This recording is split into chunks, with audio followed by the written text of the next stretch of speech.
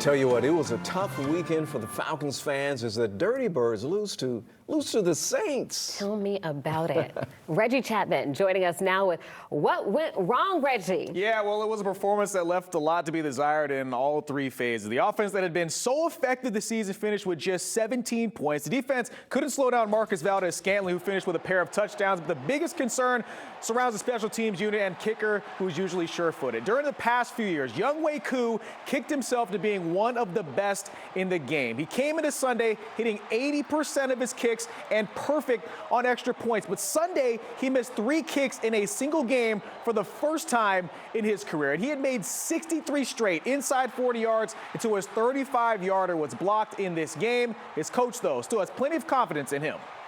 When you're talking about Younghoe Koo, you're talking about the guy that sent us in the overtime with a 50-yard field goal to go win it in overtime versus Tampa. You're talking about a guy that's been clutch for us over the last couple of years. So those percentages, I believe, will go back up because of who he is and what he's all about.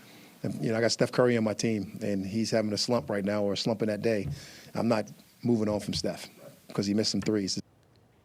Makes sense to me. All right, speaking of disappointing losses, UGA lost on the road to Ole Miss 28-10 on Saturday. The offense and quarterback Carson Beck really struggled, while the defense really couldn't slow down the Rebels in this game, leading to the L. Fans did rush the field following this game, and this video of Georgia defensive back Jake Pope seemingly celebrating made rounds on the internet.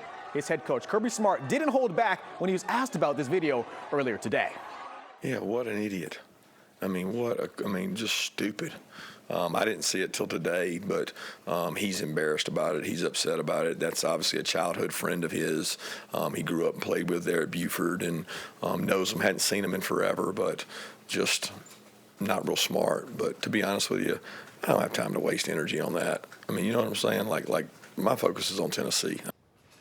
Yeah, Jake issued a statement on social media apologizing for that moment and reiterating that he's Georgia thick and thin. His full statement you can see right now on 11alive.com. Meanwhile, on the field, Georgia hosts Tennessee on Saturday night at 7:30. You know, I feel really bad for that young man. The optics did not look very good for him out there celebrating, but I can understand he's out there with his friends. Well, and you know, folks are in their feelings about sports. Yeah. So anytime you see anything, we're going to take it and go. That's you right. know, so. But don't do it on camera. We've heard from him. He's apologized. And head coach Kirby Smart's moving on to this weekend. There you go.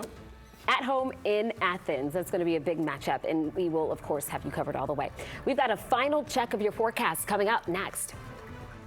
I'm Ron Jones.